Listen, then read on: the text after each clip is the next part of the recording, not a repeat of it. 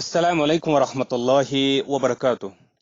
तसव्वुफ की क्लास में आज हम बात करेंगे रहबानियत और मुजाहदात के बारे में, तसव्वुफ के मानने वालों और नाक़िदीन तसव्वुफ के दलाइल के बारे में। पिछले क्लास में भी कुछ दलाइल हमने नाक़िदीन तसव्वुफ के बयान किए थे। आज मजीद कुछ दलाइल के साथ शुरू करेंगे।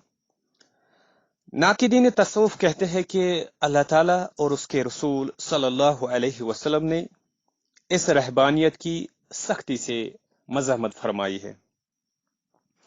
इस ज़िमन में वो आयात और अहादीस पेश करते हैं, और आयत है सूरतुल एराफ सूरत नंबर 7 और आयत नंबर 32 वो पेश करते हैं, जो कि है कुल मन हर्रम ज़ीनतल्लाहि अल्लती अखरज लिइबादिही वत्तय्यबाति मिनर रिज़्क़ कुल हिया लिल्लज़ीना आमनू फिल हयातिद दुनिया खालिसतन यौमल क़ियामा कज़ालिका नुफ़स्सिलुल आयाति लिक़ौमिन यअलमून।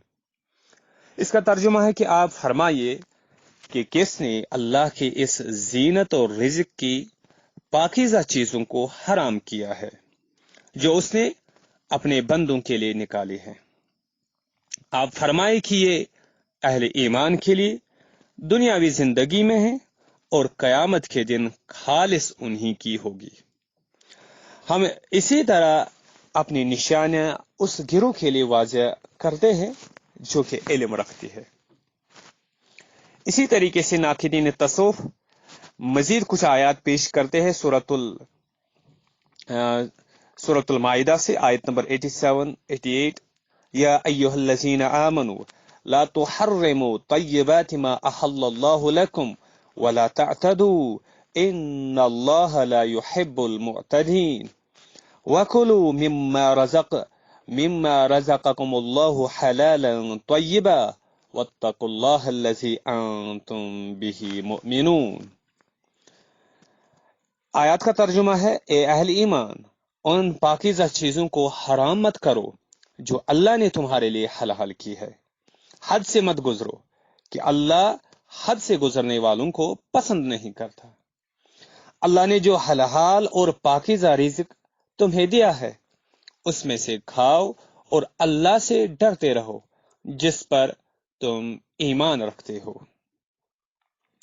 इसी तरीके से वो कुछ अहादीस पेश करते हैं। हदीस है पहली बुखारी किताबुन निकाह हदीस नंबर 4776। हदीस का तर्जुमा हम यहां पे सिर्फ पेश करेंगे मुख्तसर करने की गर्ज से।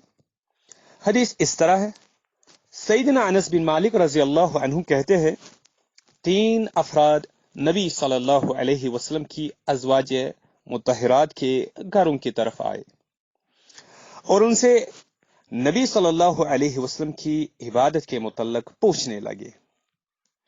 जब उन्होंने तफसील बयान की तो उन्होंने आपकी इबादत को गोया बहुत ही कम ख्याल किया। वो बोले, कहां हम और कहां नबी सल्लल्लाहु अलैहि वसल्लम। अल्लाह ने आपकी अगली पिछली खताओं को मुआफ कर किया है। अल्लाह आपकी अगली पिछली इज्तिहादी खताओं को माफ कर चुका है। उनमें से एक बोला, मैं तो हमेशा पूरी रात नमाज पढ़ूंगा। दूसरा बोला, मैं हमेशा रोजा रखूंगा और कभी रोजा तर्क न करूंगा। तीसरा बोला, मैं खवातीन से दूर रहूंगा और कभी शादी न करूंगा। रसूलुल्लाह सल्लल्लाहु अलैहि वसल्लम तशरीफ लाए तो आपने फरमाया, क्या आप लोगों ने ऐसी ऐसी बात कही है? अल्लाह की कसम, मैं आपसे ज्यादा अल्लाह से डरता हूं और ज्यादा तकवा रखता हूं, मगर मैं रोजा रखता भी हूं और रोजा तर्क भी करता हूं। मैं नमाज भी पढ़ता हूं और सोता भी हूं और खवातीन से निकाह भी करता हूं। जिसने मेरी सुन्नत से एराज किया वो मुझसे नहीं। इसी तरीके से और एक हदीस वो पेश करते हैं, सही बुखारी की ही किताबुल अदब हदीस नंबर 5750। हदीस का तर्जुमा है, सईदा आयशा रजी अल्लाह अन्हा फरमाती है कि नबी करीम सल्लल्लाहु अलैहि वसल्लम ने किसी चीज का हुक्म दिया, फिर उसमें कुछ रियायत फरमा दी। ایک گروہ نے اس رخصت پر عمل نہ کیا، نبی صلی اللہ علیہ وسلم تک یہ بات پہنچی تو آپ نے خطبہ ارشاد فرمایا۔ اللہ کی حمد کرنے کے بعد آپ نے فرمایا، ان لوگوں کا کیا معاملہ ہے جو اس چیز سے بچتے ہیں جو میں نے انہیں رعایت دی ہے۔ اللہ کی قسم، میں اللہ کے معاملے میں ان سے زیادہ جانتا ہوں اور ان سے زیادہ شدت سے اللہ سے ڈرتا ہوں۔ اسی طریقے سے اور ایک حدیث وہ پیش کرتے ہیں۔ حدیث جو ہے، حدیث سنن ابو داؤد کتاب الادب اور حدیث نمبر 4903 ہے، اور حدیث کا ترجمہ ہے، سال بن ابی امامہ بیان کرتے ہیں کہ عمر بن عبدالعزیز کا زمانہ تھا اور وہ مدینہ کے گورنر تھے۔ وہ اپنے والد کے ساتھ مدینہ میں حضرت انس بن مالک رضی اللہ عنہ کے گھر داخل ہوئے تو کیا دیکھتے ہیں کہ انہوں نے مسافروں کی طرح نہایت ہی ہلکی اور آسان سی نماز پڑھی۔ جب سلام دعا ہوئی تو میرے والد نے کہا، اللہ آپ پر رحم فرمائے، کیا یہ فرض نماز ہے یا کوئی نفل؟ فرمایا، یہ فرض نماز ہے، اور بالکل ویسی ہی نماز ہے جو رسول اللہ صلی اللہ علیہ وسلم نے پڑھی ہے۔ میں نے اس میں سوائے کچھ بھول چوک کے کبھی غلطی نہیں کی۔ رسول اللہ صلی اللہ علیہ وسلم فرمایا کرتے تھے، اپنی جان پر سختی نہ کیجیے ورنہ آپ پر سختی کی جائے گی۔ ایک قوم، مراد ہے عیسائی صوفیہ، نے اپنی جان پر سختی کی تھی تو اللہ نے بھی ان پر سختی فرمائی۔ انہی کے بقیہ جات آپ ان گرجوں اور خانقاہوں میں دیکھتے ہیں۔ پھر آپ نے یہ آیت تلاوت فرمائی جس کا ترجمہ ہے، اور رہبانیت کی بدعت انہوں نے ایجاد کر لی تھی، ہم نے اسے ان پر فرض نہ کیا تھا۔ ناقدین تصوف کہتے ہیں کہ صوفیہ اپنی جان پر سختی کر کے جو مجاہدات کرتے ہیں وہ قطعی طور پر ان آیات اور احادیث کے خلاف ہے۔ اس کے برعکس نبی کریم صلی اللہ علیہ وسلم نے اعتدال کی تلقین فرمائی ہے۔ سیدنا عبداللہ بن عمر بن عاص رضی اللہ عنہما کسی حد تک راہبانہ رجحان رکھتے تھے، آپ نے انہیں اس سے اجتناب کی نصیحت فرمائی۔ حدیث ہے صحیح بخاری کی کتاب الصوم حدیث نمبر 1874، اور اس حدیث کا ترجمہ ہے، سیدنا عبداللہ بن عمر رضی اللہ عنہما بیان کرتے ہیں کہ رسول اللہ صلی اللہ علیہ وسلم نے مجھ سے فرمایا، عبداللہ، مجھے علم ہوا ہے کہ آپ دن کو روزہ رکھ لیتے ہو، یعنی روزانہ دن کو روزہ رکھ لیتے ہیں اور رات نماز پڑھتے ہیں، یعنی مراد ساری رات نماز پڑھتے ہیں۔ میں نے عرض کیا، جی ہاں یا رسول اللہ۔ فرمایا، ایسا نہ کیجیے، کبھی روزہ رکھے اور کبھی نہ رکھے، رات کو اٹھ کر نماز بھی پڑھیے اور نیند بھی پوری کیجیے۔ آپ کے جسم کا آپ پر حق ہے، آپ کی آنکھوں کا آپ پر حق ہے، آپ کی اہلیہ کا آپ پر حق ہے، آپ کے ملنے والوں کا بھی آپ پر حق ہے، کہ یعنی مراد اس ملنے والوں کے ساتھ کھائے پیے وغیرہ۔ اگر آپ چاہیں تو ہر مہینے 3 دن روزہ رکھ لیا کرے، آپ کے لیے ہر نیکی کا 10 گنا اجر ہے، تو گویا ایسا ہی ہے جیسے آپ سارا سال روزہ رکھ رہے ہوں گے۔ عبداللہ کہتے ہیں کہ میں نے سختی کی تو مجھ پر سختی ہو گئی، یعنی میں نے خود پر سختی کی تو مجھ پر سختی ہو گئی۔ میں نے عرض کیا، یا رسول اللہ، مجھ میں اس سے زائد کی قوت ہے۔ فرمایا، پھر آپ اللہ کے نبی داؤد علیہ السلام کا روزہ رکھ لیجیے اور اس سے زیادہ مت کیجیے۔ عرض کیا، اللہ کے نبی داؤد علیہ السلام کا روزہ کیا ہے؟ فرمایا، 1 دن روزہ رکھنا اور 1 دن نہ رکھنا۔ عبداللہ جب بڑی عمر کو پہنچے تو کہا کرتے تھے، کاش میں نے نبی صلی اللہ علیہ وسلم کی دی ہوئی آسانی سے فائدہ اٹھایا ہوتا، یہ ہے بخاری کی حدیث جو ناقدین تصوف پیش کرتے ہیں۔ رہبانیت کی مذمت میں ناقدین تصوف عقلی دلائل بھی پیش کرتے ہیں۔ مولانا امین احسن اصلاحی لکھتے ہیں، خالق نے آپ کے اندر جو قوتیں اور صلاحیتیں بھی ودیت کی ہے وہ سب بلا استثناء بلا ایکسیپشن آپ کے مقصد وجود کے لیے لازمی اور ضروری ہے۔ کوئی چیز بھی ایسی نہیں جو کاٹ پھینکنے کے لائق ہو۔ ان میں سے کوئی چیز کسی برائی کا سبب بنتی ہے تو آپ کے سوء استعمال سے بنتی ہے۔ خرابی شے میں نہیں بلکہ آپ کے طریقے استعمال میں ہوتی ہے۔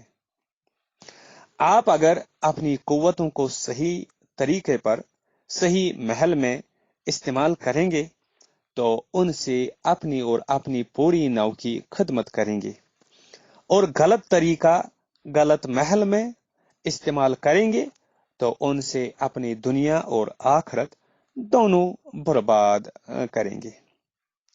جوگیوں اور راہبوں کو یہ غلط فہمی ہوئی کہ انہوں نے جسم اور جسمانی قوتوں کو بجائے خود روح کی ترقی میں مزاحم تصور کیا، اور اس تصور کے تحت اپنے جوگیانہ اور راہبانہ نظام میں ان کو ختم کرنے کے لیے جہاں غسل ریاضت ایجاد کی جن کے تصور سے بھی وحشت ہوتی ہے۔ حالانکہ اس طرح انہوں نے روح کی ترقی و اصلاح کے مقصد کو کوئی فائدہ پہنچانے کے بجائے الٹا اس کو نہایت شدید نقصان پہنچایا۔ روح انسانی جس طرح آسمان سے غذا حاصل کرتے ہیں اسی طرح زمین سے بھی غذا حاصل کرتے ہیں۔ جسم کی قوت اگر صحیح طور پر نشو و نما پائے اور اپنے صحیح محل میں استعمال ہو تو ان سے روح قوت حاصل کرتی ہے۔ برعکس اس کے کہ اگر جسم بیمار ہو تو بیمار جسم کی روح بھی مضمحل ہو جاتی ہے۔ اس حقیقت کو ایک مثال سے سمجھے۔ جوگیوں اور راہبوں نے انسان کی جنسی خواہش کو نہایت مہلک ٹھہرایا اور روح کی آزادی اور اس کی تطہیر کے لیے اس کے کلا کما کو لازمی بتایا ہے۔ حالانکہ جس شخص کے اندر قوت مردانگی نہ ہو اس کے اندر فتوحات، بصالت اور شجاعت کا پایا جانا بھی ممکن نہیں ہے۔ در حالانکہ یہ صفت ایک زندہ اور بیدار روح کا اصلی جمال ہے۔ اگر کسی شخص میں یہ چیزیں نہ ہو تو وہ نیم مردہ انسان ہے جس کے اندر بعض منفی قسم کی صوفیانہ نیکیاں تو پرورش پا سکتی ہے، اور ہو سکتا ہے کہ وہ محراب و منبر کی زینت بننے کے لیے بھی بعض اوصاف اپنے اندر پیدا کر لے، لیکن یہ ناممکن ہے کہ وہ کوئی ایسا کام کرے جس کے لیے فتوحات یعنی غیرت مندی کا جوہر مطلوب ہو سکتا ہے۔ یہ تنبیہ ہم نے اس لیے یہاں ضروری سمجھے ہے کہ اسی راہبانہ تصور کے تحت ہمارے ارباب تصوف نے بھی روح کی تطہیر کے لیے بعض ایسے اعمال و اشغال ایجاد کیے ہیں جن کی شریعت میں اگرچہ کوئی اصل نہیں ہے لیکن وہ ان کے زیادہ اس اہتمام پر زور دیتے ہیں۔ ان کا خیال ہے کہ ان کاموں میں جو مشقت اٹھائی جاتی ہے روح کے لیے اصلی برکت اسی کے اندر ہے۔ کھانے پینے اور لذات کی تقلیل یعنی قلت، بلکہ ان کے ترک کے لیے وہ نہایت جاں غسل ریاضتیں کرتے ہیں، اور ان کا زعم یہ ہے کہ اس سے ان کے اندر باطن کا جو نور پیدا ہوتا ہے وہ مخفی حقائق سے پردے اٹھا دیتا ہے۔ اس طرح کی کوئی چیز نبی صلی اللہ علیہ وسلم اور حضرات صحابہ کرام رضوان اللہ علیہم اجمعین کے ہاں ہمیں نہیں ملتی۔ حالانکہ روحانی پاکیزگی کے اعتبار سے ان کا جو مرتبہ ہے وہ کسی دوسرے کا نہیں ہے، نہ ہو سکتا ہے۔ اس کے برعکس ان کے ہاں ہر معاملے میں اعتداد و میانہ روی کی تعلیم ملتی ہے، اور اگر کسی کے کسی عمل سے اس کے اندر کسی غالیانہ رجحان کا اظہار ہوا ہے تو اس کی حوصلہ شکنی نبی صلی اللہ علیہ وسلم نے بھی فرمائی ہے، اور حضرات صحابہ نے بھی۔ اگر کسی نے دین کے معاملے میں تشدد کی راہ اختیار کرنی چاہی تو حضور صلی اللہ علیہ وسلم نے اس کو متنبہ فرمایا کہ جو دین سے دینگا مشتی کرنی چاہے گا تو وہ شکست کھا جائے گا۔ یہ تھے وہ دلائل جو ناقدین تصوف رہبانیت اور مجاہدات کے خلاف پیش کرتے ہیں۔ اسی طریقے سے اہل تصوف صوفیہ حضرات بھی اس کا جواب دیتے ہیں۔ اس موضوع پر اگرچہ صوفیہ حضرات نے کوئی جامع اور معنی موضوع بنا کر اس پر بحث نہیں کی ہے، البتہ صوفیہ کی کتابوں میں ضمنی طور پر کچھ اس سلسلے میں کچھ باتیں ملتی ہے۔ آیت مجاہدہ کے سلسلے میں صوفیہ اپنے نقطۂ نظر کے حق میں پیش کرتے ہیں، اور آیت مجاہدہ کیا ہے؟ والذین جاہدوا فینا۔ صوفیہ اپنے نقطۂ نظر کے حق میں سورۃ العنکبوت سورت نمبر 29 اور آیت نمبر 69 پیش کرتے ہیں، اور آیت ہے والذین جاہدوا فینا لنہدینہم سبلنا وان اللہ لمع المحسنین، جس کا ترجمہ ہے جن لوگوں نے ہماری راہ میں مجاہدہ کیا انہیں ہم اپنی جانب ہدایت دیں گے، اللہ نیکی کرنے والوں کو یقیناً اللہ نیکی کرنے والوں کے یقیناً ساتھ ہے۔ ناقدین تصوف کہتے ہیں، تصوف پر تنقید کرنے والے کہتے ہیں کہ اس آیت کریمہ میں مجاہدہ کا مطلب وہ ریاضتیں اور چلے نہیں ہیں جو صوفیہ سر انجام دیتے ہیں۔ اس سے مراد وہ جدوجہد اور کوشش ہے جو انسان حق کی تلاش میں اللہ کے لیے سر انجام دیتا ہے۔ لفظ مجاہدہ کی صحیح تشریح وہی ہے جو رسول اللہ صلی اللہ علیہ وسلم اور آپ کے صحابہ سے منقول ہے۔ ان حضرات نے کبھی ترک دنیا والا مجاہدہ نہیں کیا، ان حضرات نے یعنی صحابہ وغیرہ نے کبھی ترک دنیا والا مجاہدہ نہیں کیا، بلکہ ہمیشہ دنیا میں رہتے ہوئے نیکی پر عمل کی کوشش کی ہے اور راہ حق میں تکالیف سہی ہے۔ یہی وہ مجاہدہ ہے جس کا قرآن نے حکم دیا ہے۔ اس مجاہدے کی تشریح خود رسول اللہ صلی اللہ علیہ وسلم نے اپنے طرز عمل سے فرما دی ہے کہ محض بھوکا رہنا اور جنسی تعلقات منقطع کرنا مجاہدہ نہیں ہے۔ مجاہدہ اس بات کا نام ہے کہ راہ خدا میں اگر انسان پر اللہ تعالی کی جانب سے کوئی تکالیف آ پڑے تو وہ انہیں صبر سے برداشت کرے۔ صحابہ کرام رضوان اللہ علیہم اجمعین نے ایسا ہی کیا، اور جب ان کے حالات بہتر ہوئے تو انہوں نے دنیاوی زندگی کو بھرپور انجوائے بھی کیا۔ بعض صوفیہ حضرات مجاہدات اور مراقبہ کے حق میں غار حرا میں نبی صلی اللہ علیہ وسلم کا یعنی ٹھہرنا ابتدائی نبوت میں بھی ایک دلیل کے طور پر پیش کرتے ہیں، یعنی غار حرا بطور دلیل پیش کرتے ہیں صوفیہ حضرات۔ بعض صوفیہ حضرات مجاہدات اور مراقبہ کے حق میں یہ دلیل بھی پیش کرتے ہیں کہ رسول اللہ صلی اللہ علیہ وسلم نے غار حرا میں مراقبہ فرمائے۔ آپ دنیا کو بالکل ترک کر کے شہر سے دور غار میں تشریف لے جاتے اور وہاں مراقبہ فرماتے۔ اس کے جواب میں ناقدین تصوف کہتے ہیں کہ یہ واقعہ نزول وحی سے پہلے کا ہے۔ وحی کے نزول کے بعد رسول اللہ صلی اللہ علیہ وسلم نے ایسا کبھی نہیں کیا۔ اس کے بعد آپ نے زیادہ سے زیادہ ترک دنیا کی جو اجازت دی وہ رمضان کے آخری عشرے میں اعتکاف کی صورت ہے۔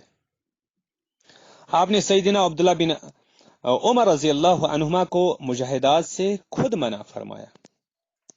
پھر غار حرا میں بھی حضور صلی اللہ علیہ وسلم کا قیام زیادہ سے زیادہ چند دن کا ہوا کرتا تھا، اور آپ اپنا کھانا پینے کا سامان لے کر جاتے، پھر کچھ دن بعد واپس آ کر اپنے خاندان کے حقوق ادا فرماتے۔ ایسا کبھی نہیں ہوا کہ رسول اللہ صلی اللہ علیہ وسلم نے اپنے گھر والوں کے حقوق تلف کر کے اعتکاف کیا ہو۔ اسی طریقے سے بعض صوفیہ اپنے مجاہدات کے حق میں اصحاب صفہ کے عمل کو بھی بطور دلیل پیش کرتے ہیں، بلکہ لفظ صوفی کو بھی صفہ سے اخذ کردہ بتاتے ہیں۔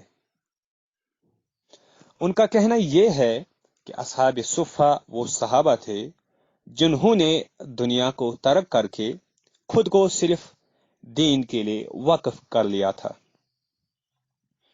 یہ حضرات سارا دن نبی کریم صلی اللہ علیہ وسلم کی خدمت میں رہتے، آپ سے دین سیکھتے اور اپنا تزکیہ کرتے۔ صوفیہ بھی یہی کرتے ہیں۔ اس کے جواب میں ناقدین تصوف کہتے ہیں کہ صوفیہ کا یہ دعویٰ غلط ہے۔ اصحاب صفہ ہرگز تارک دنیا راہب نہیں تھے، بلکہ یہ وہ لوگ تھے جو ہجرت کر کے آتے اور ان کے پاس ٹھکانہ نہ ہوتا تو عارضی طور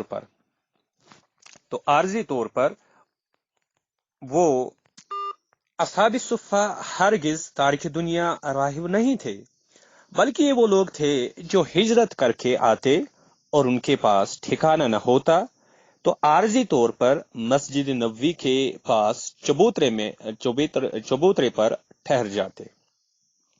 ان کا کوئی تعلق تصوف سے نہ تھا۔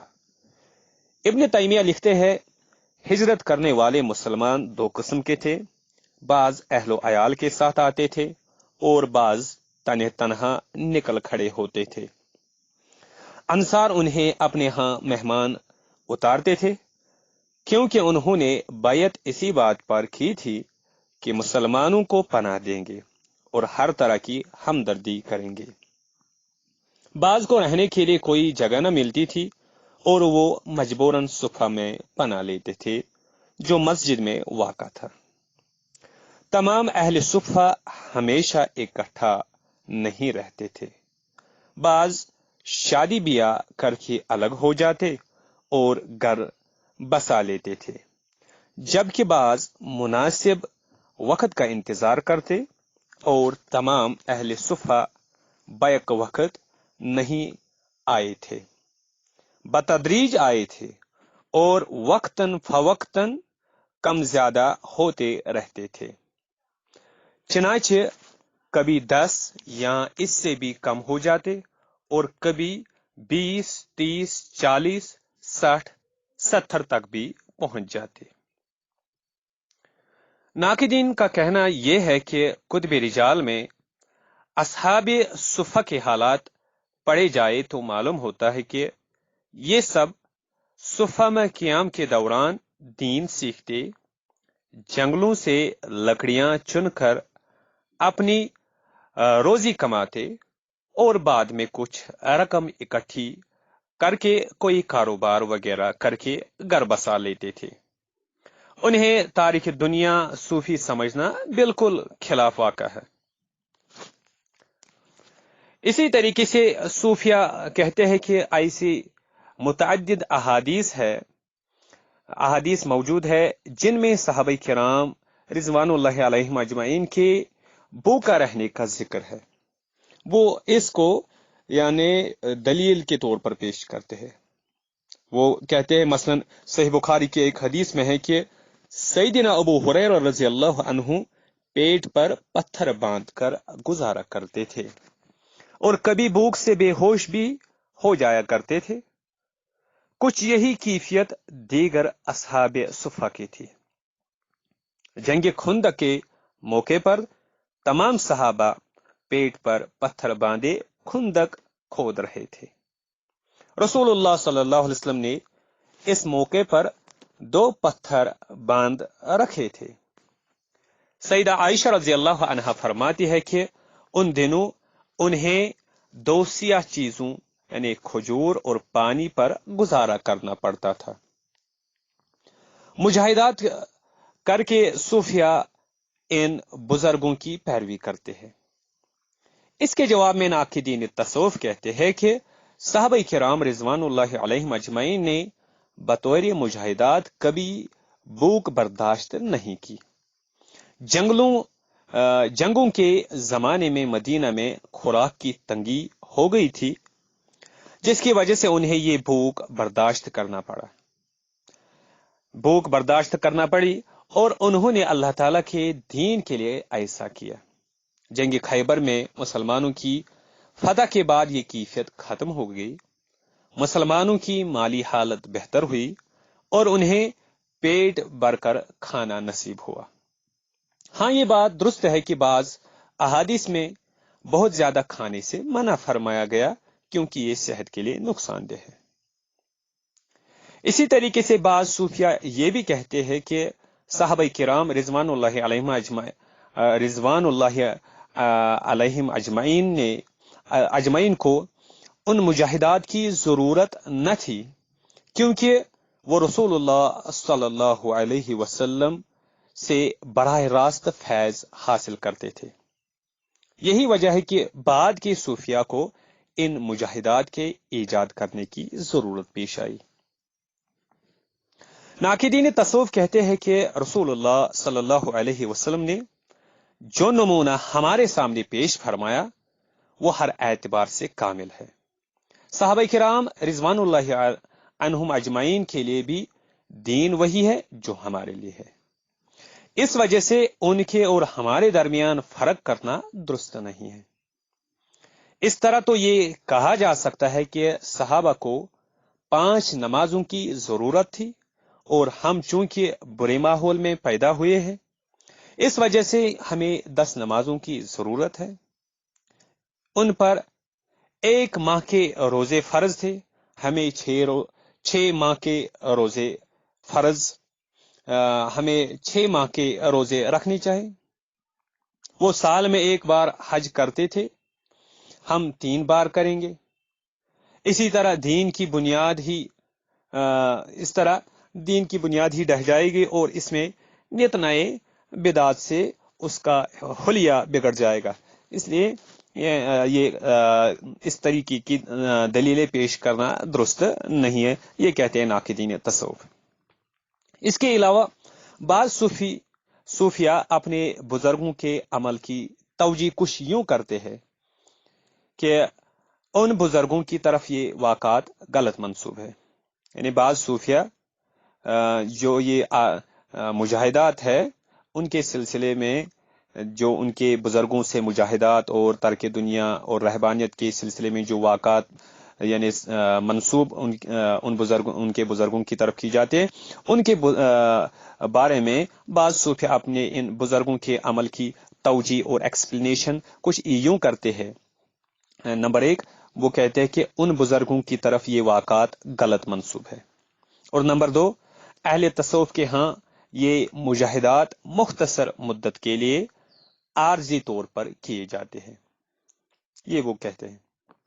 इसके जवाब में नाक़िदीन तसव्वुफ़ कहते हैं कि अगर इन बुजुर्गों की तरफ वाक़ात गलत तौर पर मंसूब है तो फिर सूफिया को चाहे कि उनकी खुले आम तरदीद करें और तसव्वुफ़ की उम्महात कुतुब में से उन्हें निकाल बाहर करें।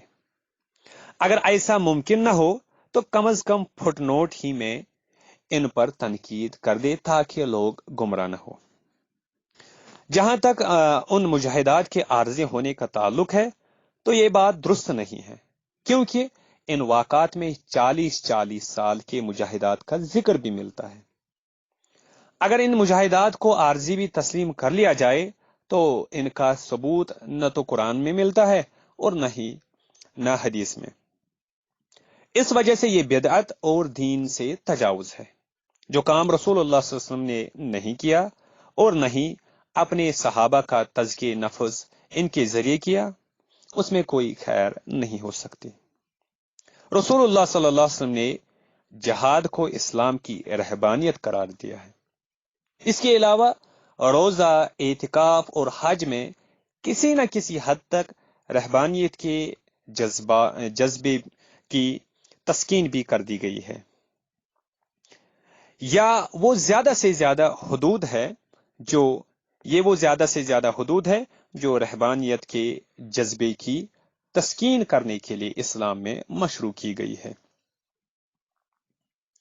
بعض صوفیہ یہ بھی کہتے ہیں کہ یہ مجاہدات اصل مقصود نہیں ہے بلکہ محض ایک ذریعہ ہے، یعنی وہ کہتے ہیں کہ مجاہدات بطور ایک ذریعہ ہے، یہ اصل مقصد نہیں ہے۔ جیسے عہد صحابہ میں کتب کا رواج نہ تھا، بعد میں محدثین اور فقہاء نے کتابیں مرتب کی، اس طرح صوفیہ نے مجاہدات ایجاد کیے۔ تو اس کے جواب میں ناقدین تصوف کہتے ہیں کہ ذریعہ کے طور پر بھی وہی کام کیے جا سکتے ہیں جن کی شریعت میں اجازت ہو۔ صوفیہ کے ان مجاہدات کی واضح ممانعت قرآن و حدیث میں آئی ہے، جس کی وجہ سے انہیں بطور ذریعہ استعمال کرنا بھی درست نہیں ہے۔ یہ ہے مجاہدات اور ترک دنیا اور رہبانیت کے سلسلے میں ناقدین تصوف اور اسی طریقے سے صوفیہ حضرات کے دلائل۔ تو پچھلی کلاس میں ہم نے عیسائی اور مسلم صوفیہ کے مجاہدات کا ایک دوسرے سے موازنہ یعنی کیا تھا۔ عیسائی صوفیہ کے کچھ مجاہدات کا تذکرہ کیا تھا، تو ہم دونوں میں یعنی دیکھ سکتے ہیں، ایک کمپیرزن کر سکتے ہیں، مسلم صوفیہ اور عیسائی صوفیہ میں ایک کمپیرزن کر سکتے ہیں، پھر دیکھ سکتے ہیں کہ ان میں کیا مشابہت پائی جاتی ہے اور کن کن چیزوں میں عیسائی اور مسلم صوفیہ کے ہاں یعنی اختلاف موجود ہے۔ اور آج کی کلاس میں ہم نے قرآن مجید کی 2 آیات اور اسی طریقے سے احادیث میں ترک دنیا پر مبنی مجاہدات کی جو ممانعت ہے، اس پر جو کہ ناقدین تصوف پیش کرتے ہیں دلیل کے طور پر، ان کا ہم نے ذکر کیا ہے۔ تو پھر ہمیں یہ دیکھنا ہے کہ احادیث میں یہ جو ترک دنیا پر مبنی مجاہدات کی ممانعت ہے، اس کے باوجود صوفیہ میں یہ رجحان کیوں پیدا ہوا ہے، اس پر ہمیں غور و فکر کرنی چاہے اور اس کی نفسیاتی وجوہات پر غور کرنا چاہے، وہ ہمیں سوچنا چاہیے۔ اور اس کے علاوہ ہم نے مجاہدات کے حق میں صوفیہ قرآن و سنت سے کیا دلائل پیش کرتے ہیں اور ناقدین تصوف اس کا کیا جواب دیتے ہیں، یہ بھی آج ہم نے دیکھا، اور صوفیہ کے دلائل کا موازنہ ہم نے کیا ہے ناقدین کے دلائل سے۔ انشاءاللہ اگلی کلاس میں پھر ملیں گے، تب تک والسلام علیکم ورحمۃ اللہ وبرکاتہ۔